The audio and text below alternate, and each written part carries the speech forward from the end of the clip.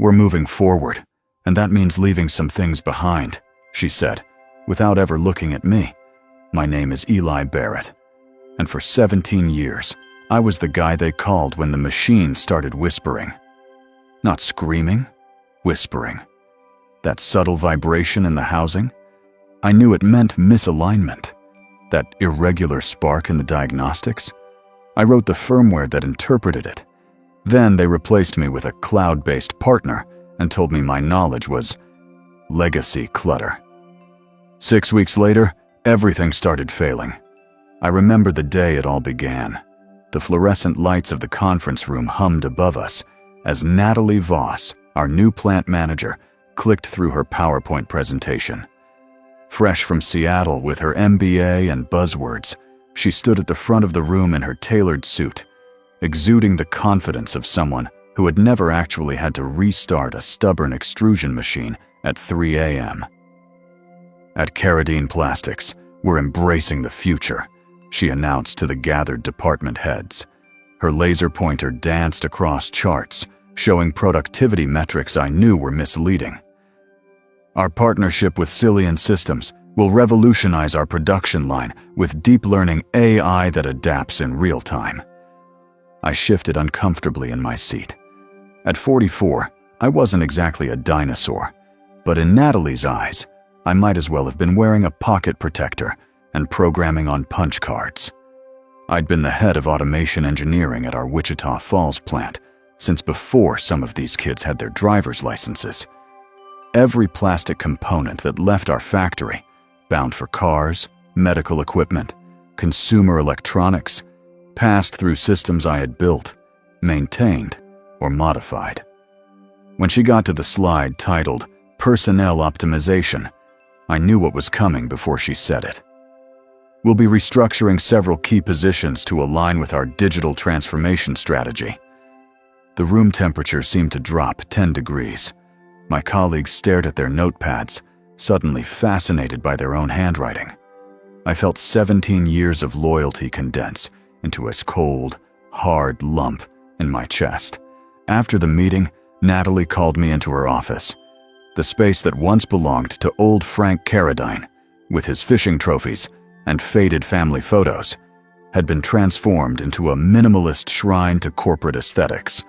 Glass desk, ergonomic chair, not a personal item in sight. "Eli, you've been an asset to this company for many years," she began, her fingers steepled on the desk. "But as we transition to the Cillian platform, we need to streamline our knowledge management systems." I almost laughed. "Knowledge management systems? You mean people?" Her smile tightened. "The problem with tribal knowledge, Eli, is that it creates dependencies. Your familiarity with our systems is admirable, but it's also a single point of failure. Cillian's cloud-based platform will democratize that information, making it accessible to everyone. Those machines have quirks that no algorithm is going to understand," I said, trying to keep my voice level. "The extruder on line 3 needs to be babied when the humidity rises above 65%. The thermal press has a sweet spot that's not in any manual. I've been keeping this place running because I know these things." "And that's exactly the problem. We need systems, not heroes." She slid a folder across the desk. "This is your severance package. It's generous. 6 months salary plus benefits. We'd appreciate a 2-week transition period where you can document any unusual procedures." Document 17 years of hands-on knowledge in 14 days. Right. I looked at the folder but didn't touch it.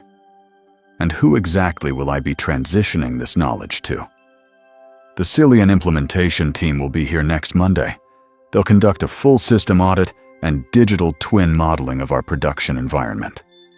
A team of software engineers who had probably never set foot in a manufacturing plant. Perfect. I took the folder and stood up. "Is that all?" Natalie finally looked uncomfortable. "I hope there are no hard feelings, Eli. This is a business decision, not a personal one." "Sure," I said, turning to leave. "No hard feelings." I walked back to my office, soon to be ex-office, in a daze. The familiar hum of the production floor reached me through the thin walls. I'd installed those machines, calibrated them, named them even, though I'd never admit that to anyone. Betty, the temperamental extruder. Oscar, the ancient but reliable thermal press. Mabel, the packaging line that needed a specific sequence of commands to wake up properly. My desk was covered with schematics, notepads filled with troubleshooting notes, and a coffee mug that read, "Fix it before it breaks." I picked up the hard drive containing all my custom calibration algorithms and performance documentation. Company property, technically, but no one else would understand the labeling system. Or care. 2 weeks. I was expected to brain dump nearly 2 decades of experience to a team that thought manufacturing was just another data problem to solve.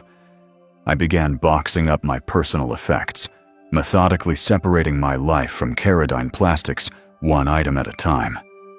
As I packed, Marco from the production floor appeared in my doorway, his expression grim. Word traveled fast. "Is it true?" he asked, his work boots leaving dusty prints on my office carpet. I nodded. "But who's going to—" He gestured vaguely toward the plant floor. "You know." "Apparently, we've been doing it wrong all these years," I said, the bitterness leaking into my voice. "The future is cloud-based AI that can predict problems before they happen." Marco snorted. "Can this AI climb inside the pneumatic system when it gets gummed up with resin? According to the PowerPoint, it will prevent the gumming in the first place." We shared a look that conveyed 17 years of midnight emergency calls, improvised fixes, and the satisfaction of keeping things running against the odds. "Well," Marco said finally, "their loss is someone else's gain, right? You'll land on your feet." I appreciated the vote of confidence, even if I didn't fully believe it. The manufacturing sector in our part of Texas wasn't exactly booming, and my skills were specific to our operation. I could probably find something, but it wouldn't be what I had built here. The next 2 weeks were an exercise in futility. The Cillian team arrived, 5 young engineers with laptops and scanning equipment. They asked surface-level questions about the machinery while building their digital twin model. I tried to explain the idiosyncrasies of our setup, the manual adjustments needed for different materials, the warning signs that preceded specific failures. They nodded politely and made notes in their tablets. "This will all be captured in our predictive maintenance algorithms," assured their team lead, a woman named Jess, who couldn't have been more than 30. "The system will learn the optimal parameters through machine learning." "Some of these adjustments took years to perfect," I countered. "You can't just—" "That's exactly what machine learning excels at," she interrupted. "Finding patterns in complex systems that humans might miss. No offense. Plenty taken." By my last day, I had filled several shared documents with notes and warnings, knowing full well they would be skimmed and forgotten. I handed in my badge to HR, nodded goodbye to a few colleagues, and walked to my truck in the parking lot. 17 years ended with a cardboard box and a form confirming I had returned all company property, except for the hard drive. That came with me. The next few weeks were disorienting. I updated my resume, reached out to contacts at other manufacturing plants, and took on some handyman jobs to keep busy. I tried not to think about Keradyne, but I couldn't help wondering how the transition was going. No one called to ask questions, which either meant things were going perfectly, unlikely, or they were too proud to admit they needed help. It was Marco who finally broke the silence, calling me one evening about a month after I left. "How's retirement?" he joked when I answered. "Peaceful," I lied. "How are things at the plant?" There was a pause. "Remember how you always said the thermal press needed to be recalibrated when we switched from the high-density to the low-density polyethylene?" Let me guess, they didn't recalibrate. The Cillian system said the standard parameters were within tolerance. We've had 3 batches of warped casings this week. I felt a perverse satisfaction that quickly gave way to concern. Those casings were used in medical equipment. Warped components could mean rejected shipments, delayed production for customers, potentially even safety issues. What did Natalie say?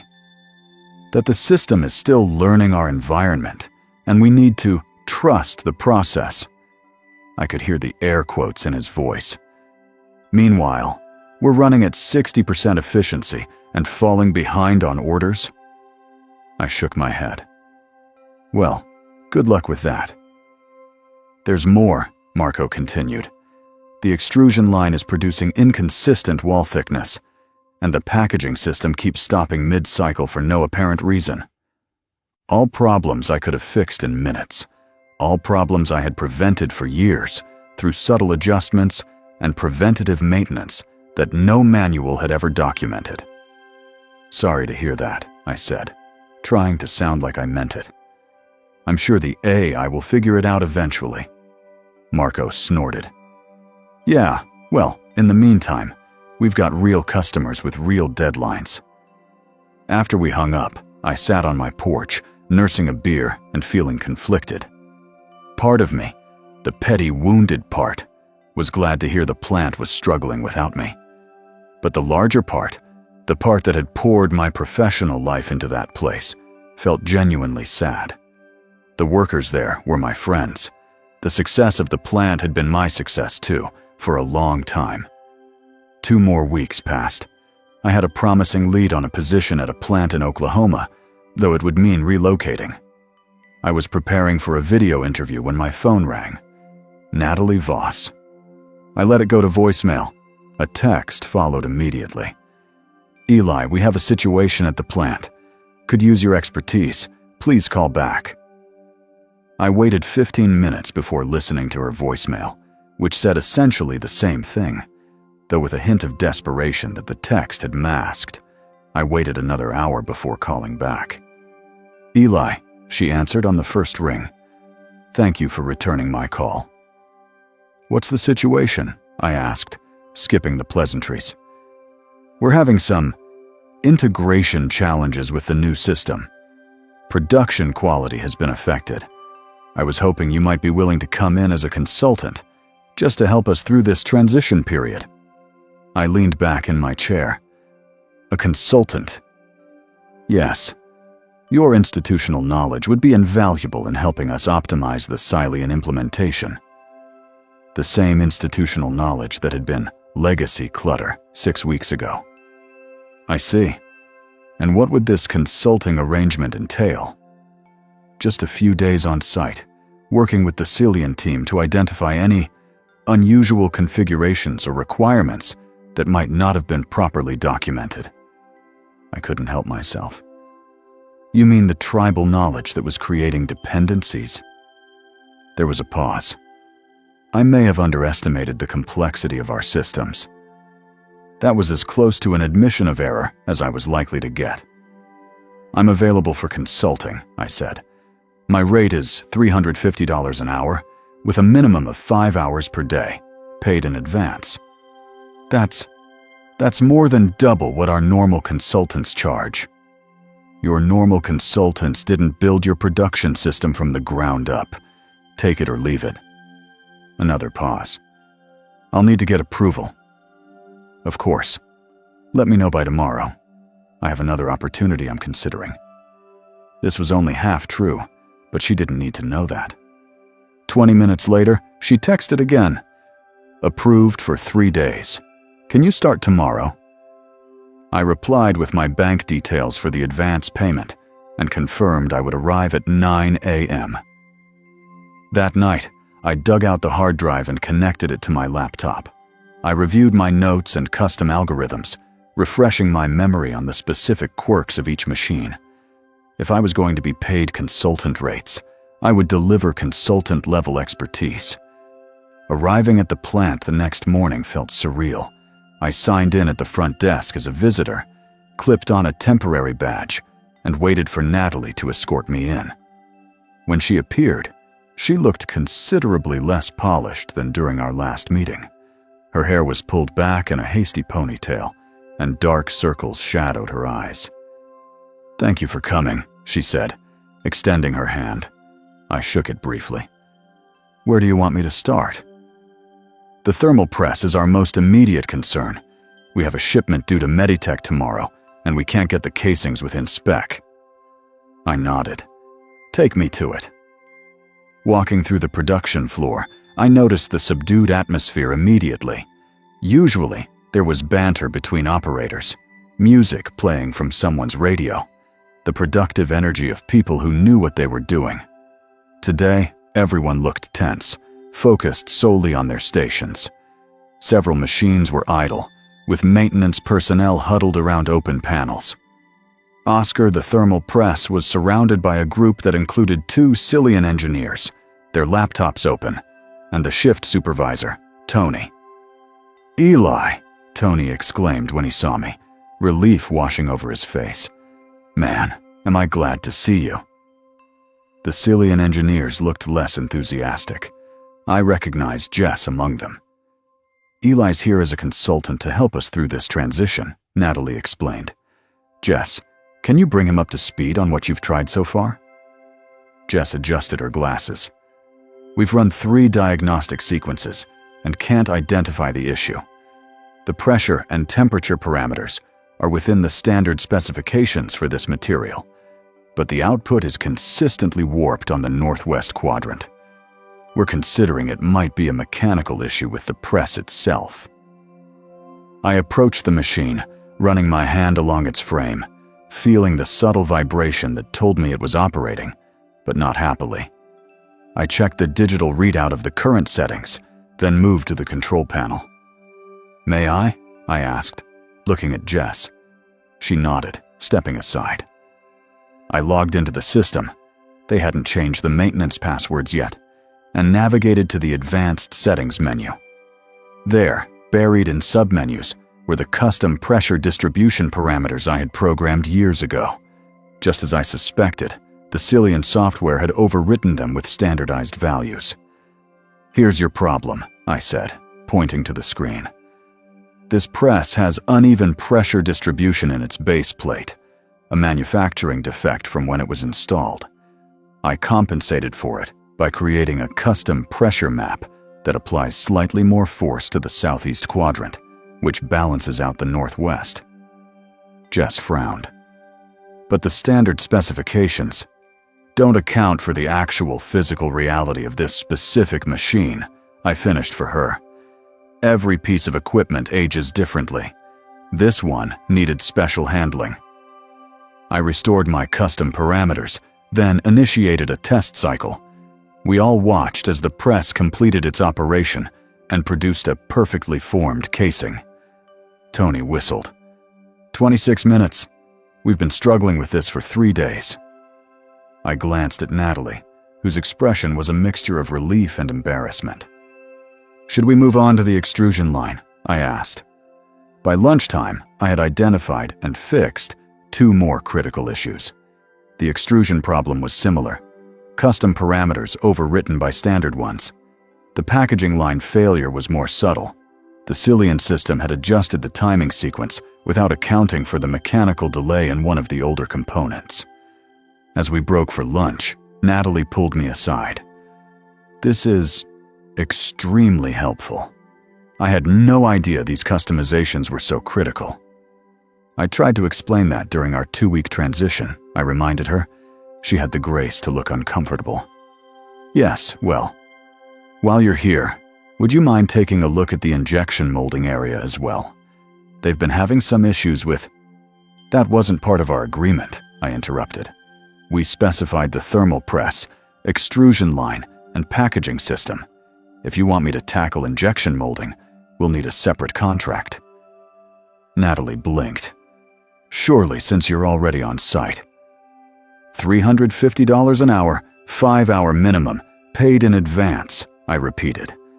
"I'll be happy to return tomorrow if you want to set that up." Her lips thinned, but she nodded. "I'll speak to finance."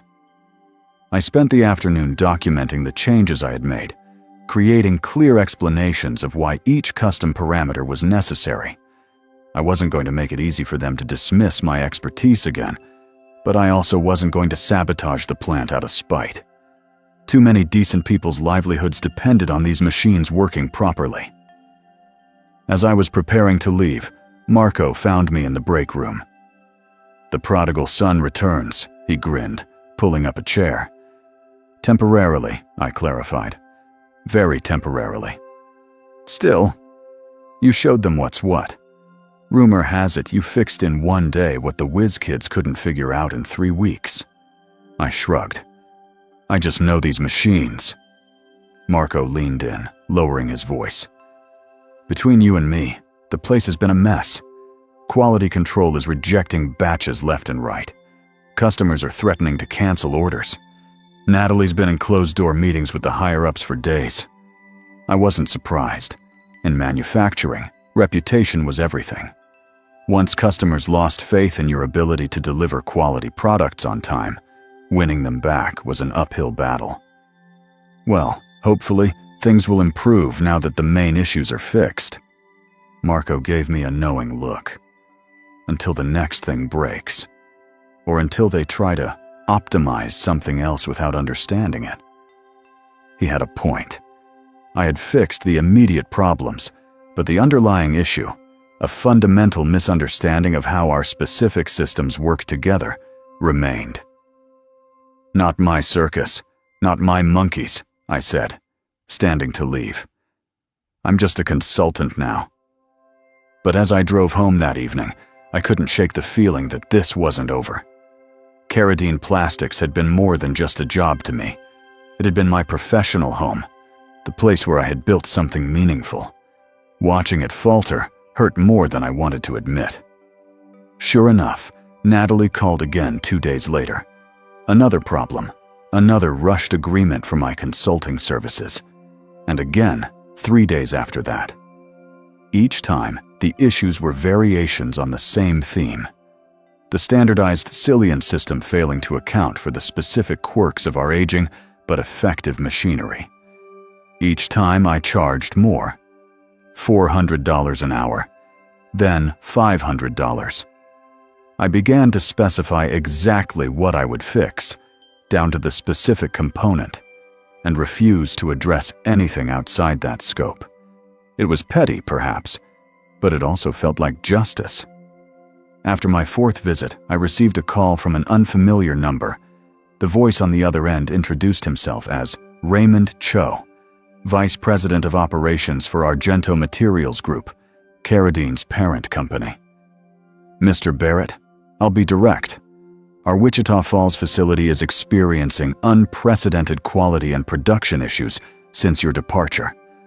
The situation has escalated to the point where we're at risk of losing our contract with Meditech, which represents 30% of that plant's revenue." I said nothing, waiting. The piecemeal consulting approach isn't working. We need a comprehensive solution. I'd like to propose a 6-month contract for you to oversee a complete system integration that properly accounts for the unique aspects of our equipment. "And Cillian Systems?" I asked. "We'll continue to provide the cloud infrastructure, but with significant modifications based on your expertise.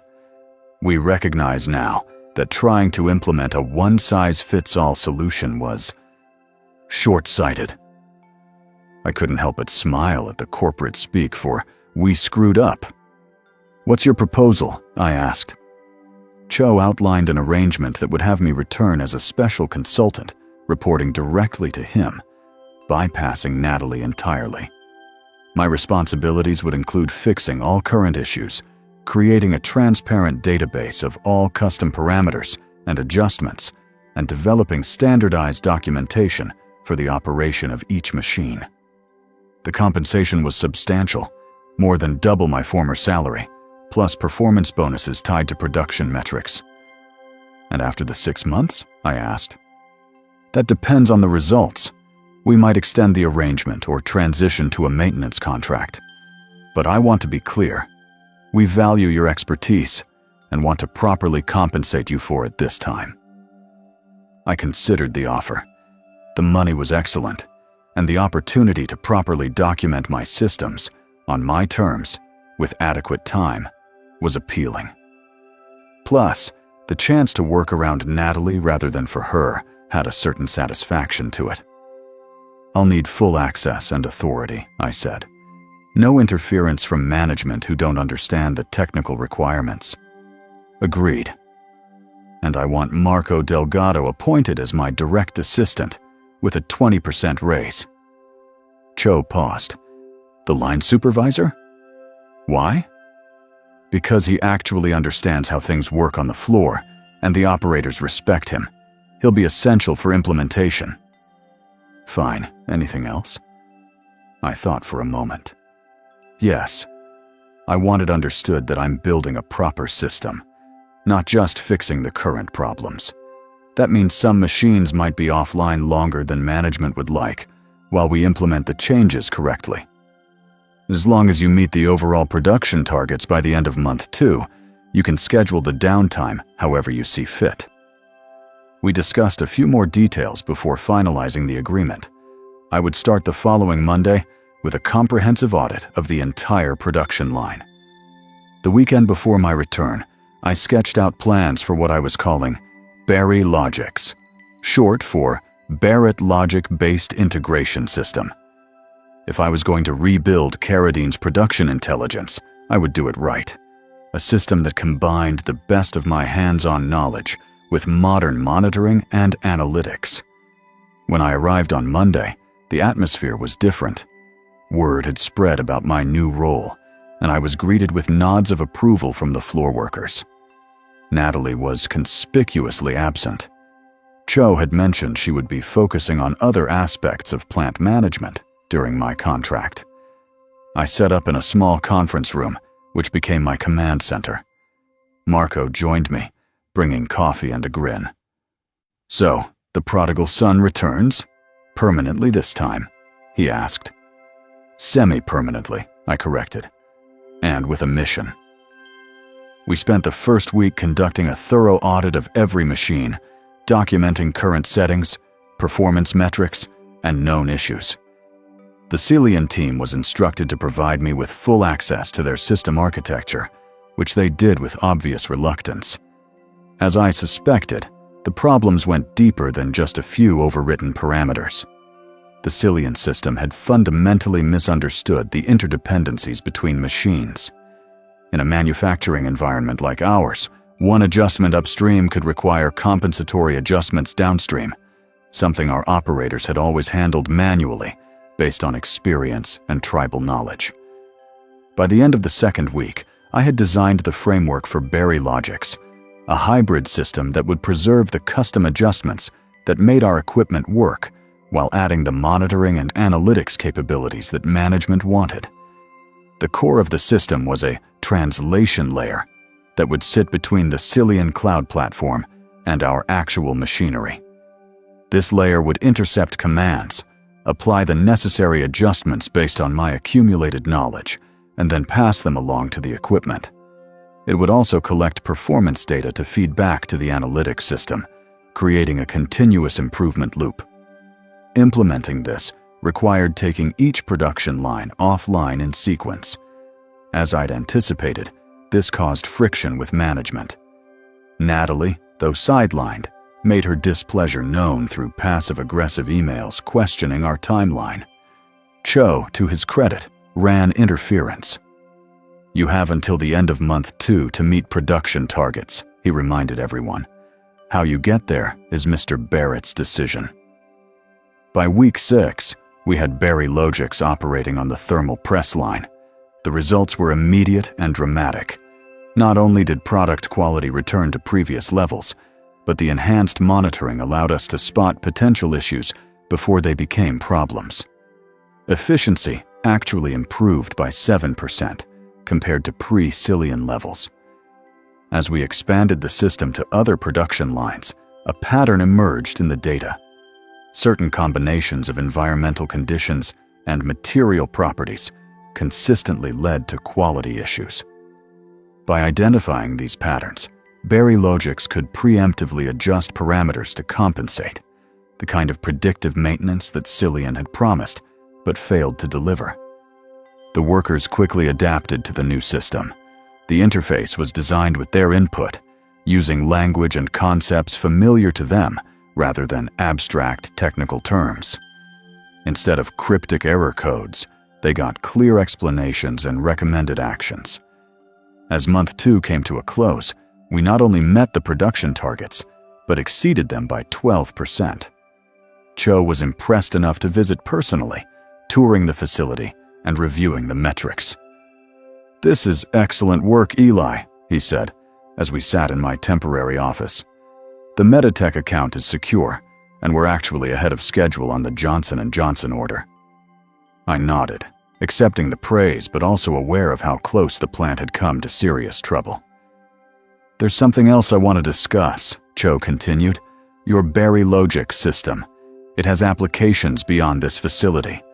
Other plants in our group face similar challenges. Aging equipment, institutional knowledge locked in the heads of long-time employees, pressure to modernize without disrupting production.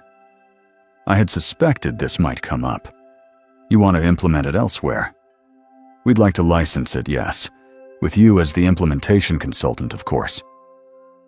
Now came the moment I'd been planning for. "Berry Logix isn't Carradine's intellectual property," I said calmly.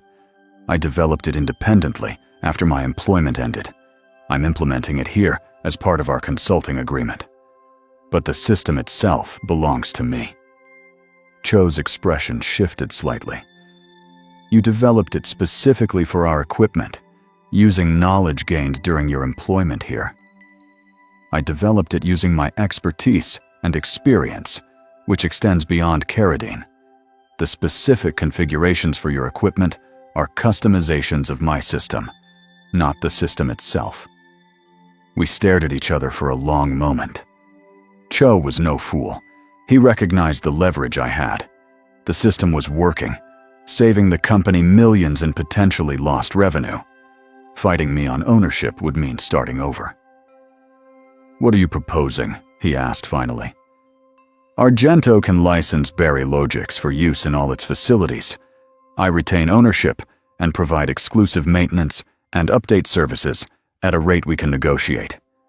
If you want to implement it at other plants, I oversee those projects personally, with my own team." Cho leaned back, considering. "Your own team?" "I'm thinking of forming a specialized integration consultancy, Barrett Integration Group, or something like that." A slight smile crossed his face. "Ambitious." "Just adapting to market conditions," I replied, echoing the corporate language that had been used to justify my layoff. In the end, we reached an agreement that was favorable to both sides.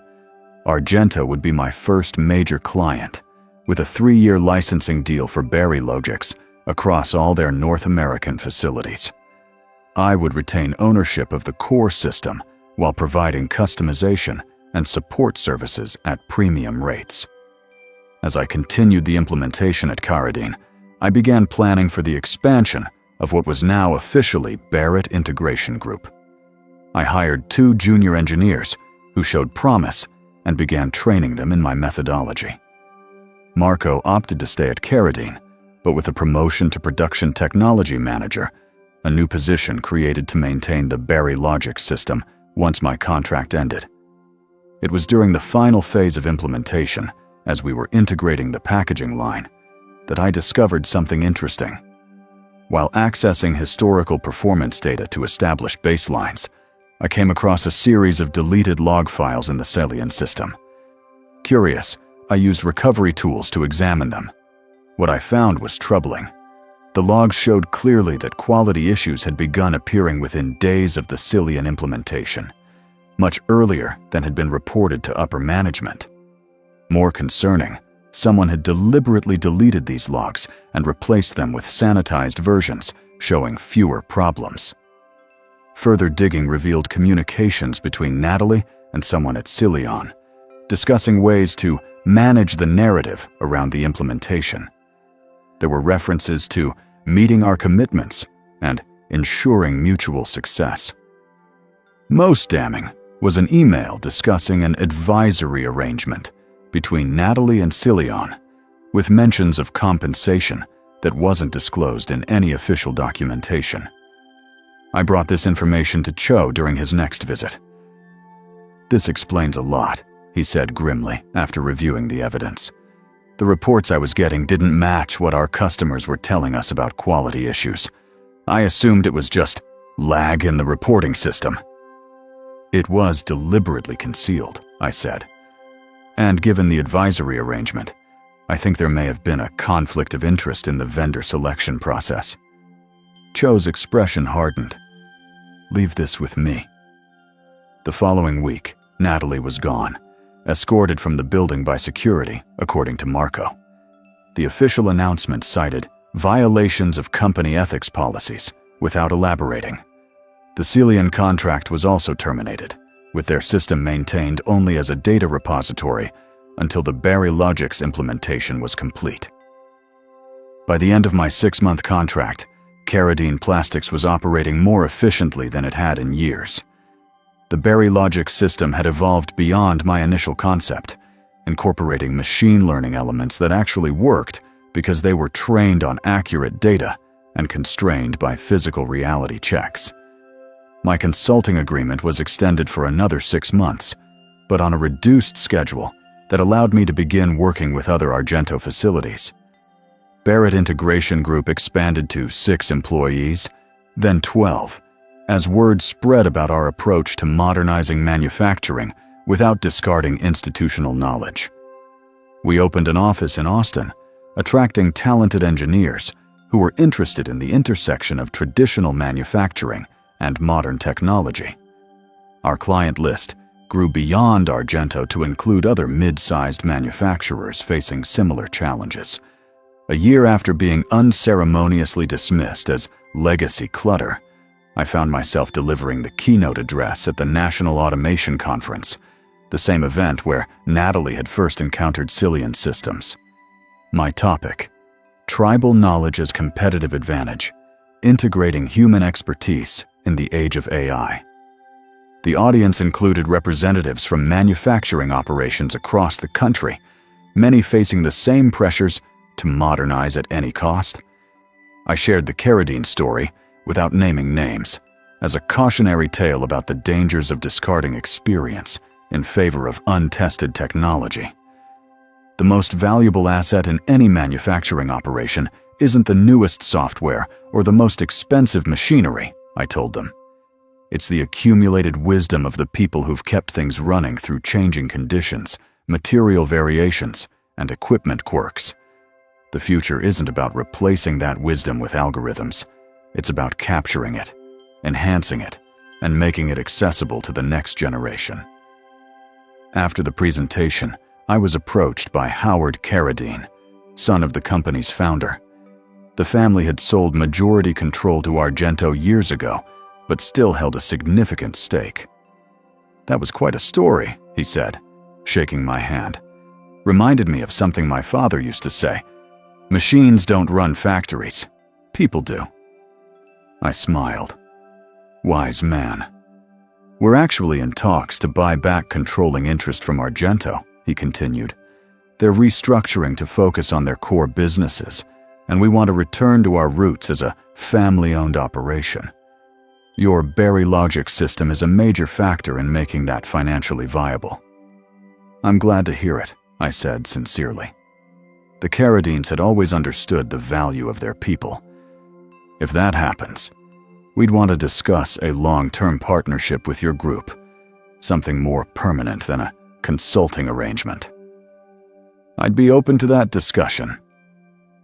As Howard walked away, I reflected on the journey of the past year, from discarded expert to sought-after consultant, from employee to entrepreneur.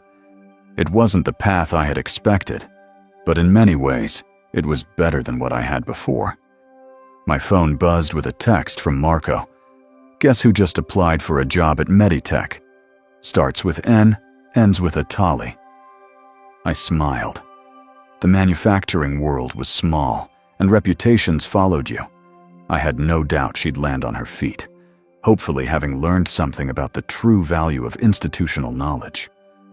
That evening, as I packed up to return to Austin, I stopped by the production floor one last time.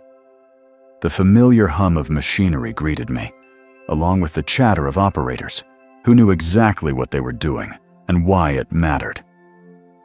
Betty, Oscar, and Mabel were running smoothly, their quirks now documented and accounted for in the Berry logic system. The tribal knowledge that had once existed only in my head was now preserved and enhanced, ready to evolve with the next generation of workers. I ran my hand along Oscar's frame, feeling the subtle vibration that told me all was well. The machines were still whispering, but now, finally, everyone could hear what they were saying. 6 months later, Barrett Integration Group had offices in 3 cities and a client list that included some of the largest manufacturers in the country. Our approach, respecting the physical reality of industrial systems while enhancing them with thoughtfully applied technology, had struck a chord in an industry tired of failed digital transformation initiatives. The Carradine family successfully reacquired controlling interest in their namesake company, with Howard taking the helm as CEO. True to his word, he offered us a special partnership arrangement that made us the exclusive technology integration provider for all their facilities. As for Natalie, I heard through industry channels that she had indeed joined Meditech, though in a product management role rather than operations. Celian Systems pivoted away from manufacturing to focus on retail analytics, where perhaps their algorithms would face less resistance from the laws of physics. The most satisfying development, however, was watching the careers of the people I had brought into Barrett Integration Group. Young engineers, who might otherwise have been taught to dismiss the wisdom of experienced operators, were instead learning to value it, to capture it, and to build upon it. At our first company retreat, held at a lakeside cabin in the hill country, I raised a toast to the team. To legacy systems, I said, and the legacy knowledge that keeps them running. The group, engineers, former operators, and data scientists alike, raised their glasses in response. And to whispering machines, added one of our newest recruits, a former Carradine operator who had joined us as a field technician. May we always be listening. I smiled, thinking of all the machines out there, in factories across the country, with their subtle vibrations and irregular sparks. They were still trying to tell us something. And now, finally, we were building systems that could hear them. Not by replacing the human expertise that understood those whispers, but by amplifying it. Not by dismissing experience as legacy clutter, but by recognizing it as our most valuable asset. In the end, that was the real innovation. Not cloud platforms or AI algorithms, but the simple recognition that in the rush to embrace the future, we shouldn't leave behind the knowledge that got us here in the first place. As the evening wound down, I stepped outside to look at the stars. My phone buzzed with an email notification. Another potential client, referred by Cho, facing challenges with a modernization effort gone awry. I smiled. Tomorrow, we'd help them start listening to their machines again. For tonight, I was content to listen to the crickets, the gentle lap of water against the shore, and the distant hum of a world that still ran on people who understood how things really worked.